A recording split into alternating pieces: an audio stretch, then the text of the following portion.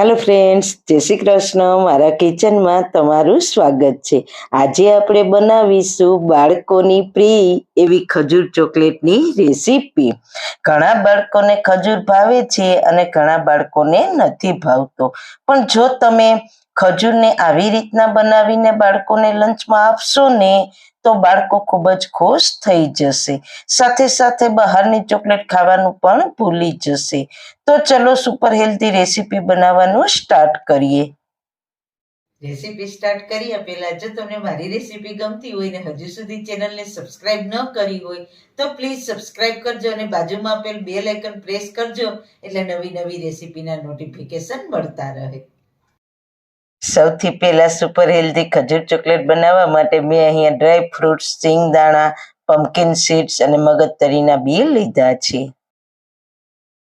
તો dry ફ્રૂટમાં protein વધારે હોય છે. અહીં તમને ગમતા ડ્રાય ફ્રૂટ લઈ શકો છો અને ના ગમતા સ્કીપ પણ કરી શકો છો. સાથે મેં 4 ચમચી સૂકેલા ટોપરાનો પાવડર લીધો છે. હવે સિંગદાણા અને બધા ડ્રાયફ્રૂટને શેકી લેશું. તો કડાઈમાં મીડિયમ ટુ લો ફ્લેમ ઉપર સિંગદાણાને શેકી લેશું. શેકવાથી મોઇશ્ચર હશે તે દૂર થઈ જશે અને એકદમ ક્રન્ચી થઈ જશે. તો સિંગદાણા શેકાઈ ગયા છે તો તેને પ્લેટમાં ટ્રાન્સફર કરી લઈએ. હવે બદામને શેકીશું. બધા જ ડ્રાયફ્રૂટને અલગ અલગ શેકવા. બદામને થોડી શેકાતા વાર લાગે છે. સાથે અડધી ચમચી ઘી ઉમેરીશું એટલે પ્રોપર રીતના શેકાઈ જાય. તો મીડિયમ ટુ લો ફ્લેમ રાખીશું. 3 મિનિટ જેવી શેકી છે. હવે શેકાઈ ગઈ છે તો તેને પ્લેટમાં લઈ લેશું. ત્યારબાદ તે જ કડાઈમાં અખરોટને શેકીશું. તેમાં પણ અડધી ચમચી ઘી ઉમેરીશું એટલે વધારે ક્રન્ચી થાય. અખરોટ પણ મીડિયમ ટુ લો ફ્લેમ ઉપર શેકાઈ ગયા છે તો તેને પ્લેટમાં લઈ લેશું. કાજુને પણ આ જ રીતના શેકી લઈશું. કાજુ પણ શેકાઈ ગયા છે તો તેને પ્લેટમાં લઈ લેશું. હવે પમ્પકિન સીડ્સ અને મગજતરીના બીને પણ અડધી ચમચી ઘી ઉમેરીને મીડિયમ ટુ લો ફ્લેમ ઉપર શેકી લઈશું. તો બંને એક સાથે શેકાઈ ગયા છે તો તેને પ્લેટમાં લઈ લેશું. હવે છેલ્લે 4 ચમચી સૂકેલા ટોપરાના પાવડરને શેકી લઈશું. થોડો કલર ચેન્જ થાય ત્યાં સુધી શેકી લઈશું. તો થોડી જ વારમાં ટોપરાનો કલર લાઇટ બ્રાઉન થઈ ગયો છે તો તેને બાઉલમાં લઈ લેશું. હવે બધા ડ્રાય ફ્રૂટને ચોપરમાં લઈશું. સિંગદાણાના ફોતરા મેં કાઢી લીધા છે.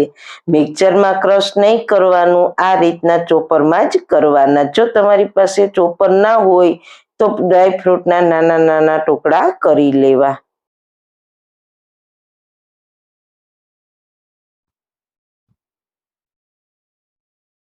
તો તમે જોઈ શકો છો એકદમ સરસ નાના નાના ટુકડામાં ક્રશ થઈ ગયા છે. હવે આ ડ્રાય ફ્રૂટને ટોપરાના પાવડરમાં ઉમેરી દઈશું. બધું સારી રીતના મિક્સ કરી દઈએ. હવે આ બધા ડ્રાય ફ્રૂટ અને ટોપરામાં ચોકલેટ ઉમેરવાની છે. તો તેના માટે મેં રેડીમેડ ડાર્ક ચોકલેટ બાર લીધો છે. હવે એક તપેલીમાં પાણી લેશું, તેમાં 1 બાઉલ રાખીશું અને તેમાં 200 ગ્રામ જેટલી ડાર્ક ચોકલેટને નાના ટુકડામાં કટ કરીને આપણે રાખી દઈશું. અને પછી આ પાણીની તપેલીને ગેસ પર ગરમ કરીશું. પાણી જેમ ગરમ થતું જશે તેમ ચોકલેટ ઓગળતી જશે. ગેસની ફ્લેમ લો જ રાખવી જેથી કરીને ધીરે ધીરે ચોકલેટ ઓગળી જશે.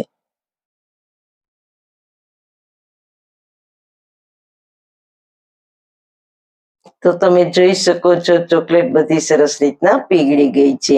તો તપેલીને ગેસ ઉપરથી નીચે ઉતારી લેશું તો ચોકલેટ એકદમ લિક્વિડ થઈ ગઈ છે.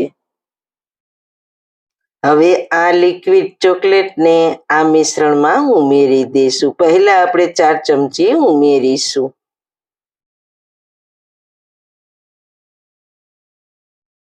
મિશ્રણને સારી રીતના મિક્સ કરી દઈશું.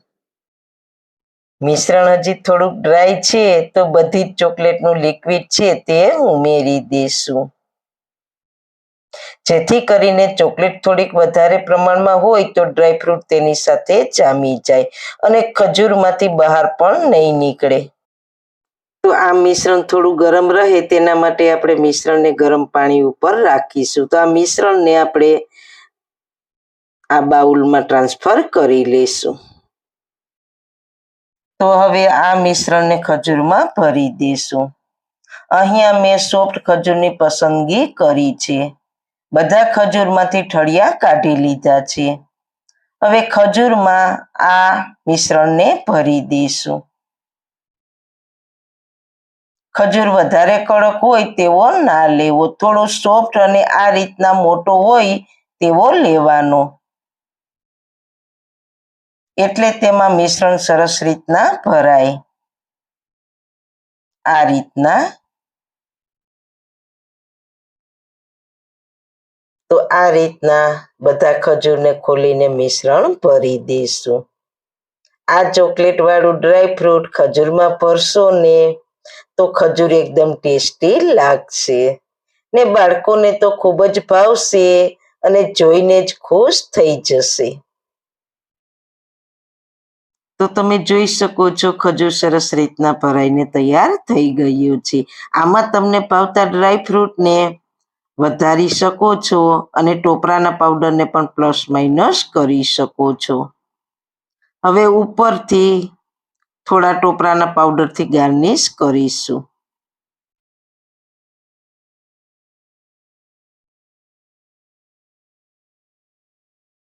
હવે આ ખજૂર ચોકલેટને ફ્રીજમાં 30 મિનિટ માટે સેટ થવા રાખી દઈશું. હવે ખજૂર ચોકલેટને ફ્રીજમાંથી બહાર લઈ લઈશું. તો તૈયાર છે એકદમ હેલ્ધી ટેસ્ટી ચોકલેટ ખજૂર. ખજૂરમાં મસાલો સરસ રીતના જામી ગયો છે. તો તમે જોઈ શકો છો હાથમાં બિલકુલ ચોટતો પણ નથી. તો આ ચોકલેટ ખજૂરને તમે બાળકોને લંચમાં પણ આપી શકશો.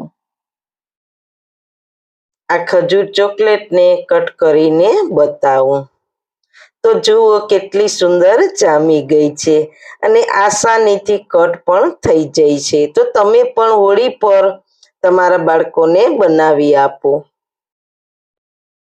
અને હોળી પછી પણ તેને બનાવીને આપશો તો બહારની ચોકલેટ લઈ આવવાનું ભૂલી જશે. અને સાથે સાથે આવી હેલ્ધી ટેસ્ટી અને ઘરે બનાવેલી ચોખ્ખી સસ્તી ખજૂર ચોકલેટ બાળકોને ખાવાની પણ ખૂબ જ મજા આવશે. તો સારું ખાઓ, ખુશ રહો. આવી સરસ રેસીપી જોવા માટે તમારો ખૂબ ખૂબ આભાર. મારી રેસીપીને લાઈક કરજો, શેર કરજો, મારી ચેનલને સબસ્ક્રાઈબ કરજો. ફરી મળીશું નવી રેસીપી સાથે. જય શ્રી કૃષ્ણ.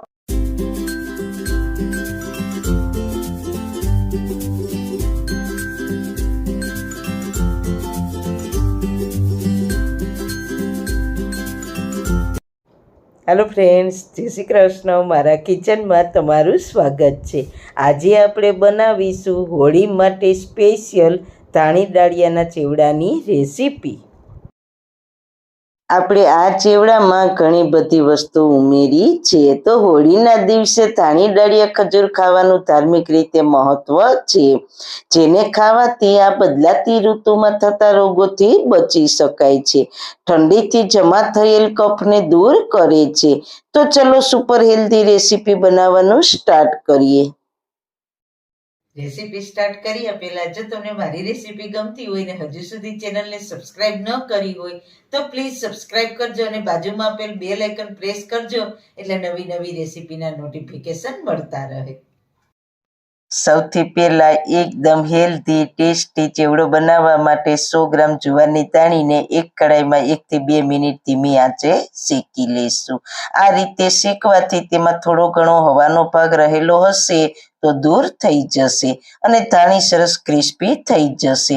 જો તમે માર્કેટમાંથી ધાણી લાવતા હોવ તો તેને બરાબર ચારણાથી ચાળીને તેને તડકે સૂકવીને જ ઉપયોગમાં લેવી, કારણ કે જુવારને નિમક કે રેતીમાં ફોડવામાં આવે છે એટલે તેમાં ઝીણો કચરો રહેલો હોય છે, એટલે તે ચાળવાથી દૂર થાય છે. જુવારની ધાણી શેકાઈ ગઈ છે તો તેને બીજા વાસણમાં ટ્રાન્સફર કરી લઈશું. હવે તે જ વાસણમાં મકાઈની ધાણીને પણ શેકી લઈશું. મકાઈની ધાણી પર શેકાઈ ગઈ છે તો તેને પણ ટ્રાન્સફર કરી લઈશું. હવે મમરાને પણ શેકી લઈશું. મમરા આપણે પેકિંગમાં લઈ આવીએ છીએ પણ તેમાં પણ થોડો ભૂકો કે કચરો હોય છે, તો તેને પણ ચાળીને જ ઉપયોગમાં લેવા. તો મમરા પણ શેકાઈ ગયા છે તો તેને પણ ધાણી સાથે મિક્સ કરી દઈશું. હવે આપણે મખાણાને પણ શેકી લઈશું. મખાણાને શેકવા ખૂબ જ જરૂરી છે, કારણ કે આમાં થોડો ઘણો ભેજ તો હોય જ છે, એટલે બધી વસ્તુ શેકીને જ લેવી, એટલે ચેવડો છે તે એકદમ ક્રિસ્પી થાય. મખાણા પણ શેકાઈ ગયા છે તો તેને પણ ધાણીમાં મિક્સ કરી દઈશું. હવે ચેવડાને વધુ સ્વાદિષ્ટ બનાવવા માટે મેં અહીંયા 3 નંગ અડદના પાપડને શેકીને લીધા છે.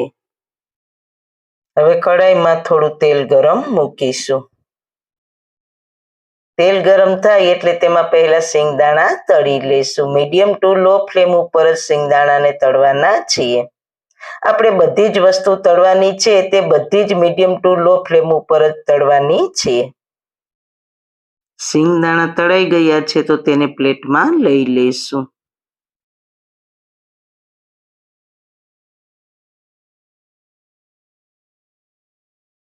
હવે દાળિયાની દાળને તળી લઈશું. દાળિયાની દાળ તળાશે તેમ તે ઉપર આવતી જશે, તો વધારે બ્રાઉન ના થાય તેનું ખાસ ધ્યાન રાખવાનું છે. દાળને પણ મીડિયમ ટુ લો ફ્લેમ ઉપર તળીશું. દાળ પણ હવે તળાઈ ગઈ છે તો તેને પણ પ્લેટમાં લઈ લઈશું. હવે ટોપરાની સ્લાઇસને તળી લઈશું. ચેવડામાં તળેલું ટોપરું ઉમેરશો ને તો ખૂબ જ સરસ ટેસ્ટી લાગશે. ટોપરાને વધારે સમય તળાતા વાર નથી લાગતી. તેલમાં જેવું ટોપરું નાખશો કે તરત જ તળાઈ જશે, તો તેને પ્લેટમાં લઈ લઈએ. કાજુ બદામને પણ સ્લો ફ્લેમ ઉપર તળી લઈશું. હવે તળી લઈશું દ્રાક્ષ. દ્રાક્ષને તળાતા જરા પણ વાર નહીં લાગે. દ્રાક્ષ તેલમાં નાખશો કે તરત જ ફૂલી જશે, એટલે તરત જ તેને પ્લેટમાં લઈ લઈશું. હવે આપણે લીલા મરચાંને તળી લઈશું. લીલા મરચાંમાં પાણીનો ભાગ હોય છે, એટલે ધીરે ધીરે તળાશે એટલે તે મરચાં ક્રિસ્પી થઈ જશે. મરચાં થોડા ક્રિસ્પી થઈ ગયા છે તો તેને પ્લેટમાં લઈ લઈશું.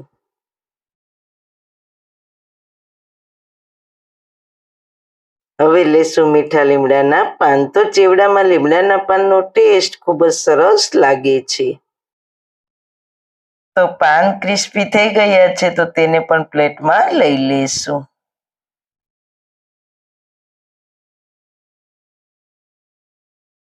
બધી વસ્તુ સરસ રીતના તળાઈ ગઈ છે. હવે કડાઈમાં 4 ચમચી તેલ ગરમ મૂકીશું. તેલ ગરમ થાય એટલે તેમાં 1 ટેબલ સ્પૂન તલ અને 1 ટેબલ સ્પૂન વરિયાળી નાખીશું. તલ અને વરિયાળીને સાતળી લઈએ. તલ અને વરિયાળી સરસ રીતના સતળાઈ જાય એટલે તેમાં 5 ચમચી હિંગ અને અડધી ચમચી હળદર પાવડર ઉમેરીશું, એટલે ચેવડાનો કલર સરસ આવશે. હળદરને તેલમાં સારી રીતના મિક્સ કરી લઈએ. ત્યારબાદ ધાણી, મખાણા, મમરા બધું ઉમેરીને મિક્સ કરી દેશું. અહીંયા ધાણી, મખાણા, મમરાનું કોઈ ચોક્કસ માપ નથી. તમને જે વધારે ભાવતું હોય તે તમે વધારે ઉમેરી શકો છો, અને ના ભાવતું હોય તેને તમે સ્કીપ પણ કરી શકો છો. હવે સ્વાદ અનુસાર નિમક ઉમેરીશું. જુવારની દાળીમાં નિમક હોય છે એટલે જોઈને નિમક ઉમેરવું. હવે ગેસની ફ્લેમ બંધ કરીને બધા મસાલા ઉમેરી દઈશું. સૌથી પહેલા તળેલી વસ્તુ છે તે ઉમેરી દઈશું અને છેલ્લે આપણે પાપડ શેકીને તૈયાર રાખ્યા હતા તેના નાના ટુકડા કરીને ઉમેરીશું. પાપડ તમારે ના ઉમેરવા હોય તો તેને તમે સ્કીપ પણ કરી શકો છો. હવે ચેવડામાં ખાટો મીઠો સ્વાદ લઈ આવવા માટે 2 ચમચી દળેલી ખાંડ અને 1 ચમચી આમચૂર પાવડર ઉમેરીશું. ખટાશ, નિમક અને ગળ પણ તમે તમારા ટેસ્ટ પ્રમાણે પ્લસ માઇનસ કરી શકો છો. ત્યારબાદ ચણાના લોટની સેવ ઉમેરીશું. હવે બધી સામગ્રીને સારી રીતના મિક્સ કરી લઈએ. તો તૈયાર છે આપણો એકદમ હેલ્ધી ટેસ્ટી ચેવડો. તો તેને સર્વિંગ પ્લેટમાં સર્વ કરીશું. તો હોળીના દિવસે ધાણી દાળિયા અને ખજૂર ખાવાનું ધાર્મિક રીતે મહત્વ છે. વસંત ઋતુમાં શિયાળો સમાપ્ત થાય છે અને ઉનાળાની શરૂઆત થાય છે. એટલે ડબલ ઋતુ હોવાના કારણે વાતાવરણમાં બેક્ટેરિયાનું પ્રમાણ વધી જાય છે, જેને લીધે આપણને શરદી, ખાંસી અને કફના લક્ષણો જોવા મળે છે. એટલે ધાણી દાળિયા ખજૂર ખાવાથી શરીરમાંથી કફ છૂટો પડે છે. અને હોળીના દિવસે સાંજે હોલિકા દહન કરવામાં આવે છે, એટલે તેના લીધે પણ વાતાવરણમાં રહેલા બધા બેક્ટેરિયા નાશ પામે છે. તો તમે પણ હોળી પર આ રીતના જરૂર એક વખત ચેવડો બનાવવાની ટ્રાય કરજો. તો સારું ખાઓ, ખુશ રહો. આવી સરસ રેસીપી જોવા માટે તમારો ખૂબ ખૂબ આભાર. મારી રેસીપીને લાઈક કરજો, શેર કરજો, મારી ચેનલને સબસ્ક્રાઈબ કરજો. ફરી મળીશું નવી રેસીપી સાથે. જય શ્રી કૃષ્ણ.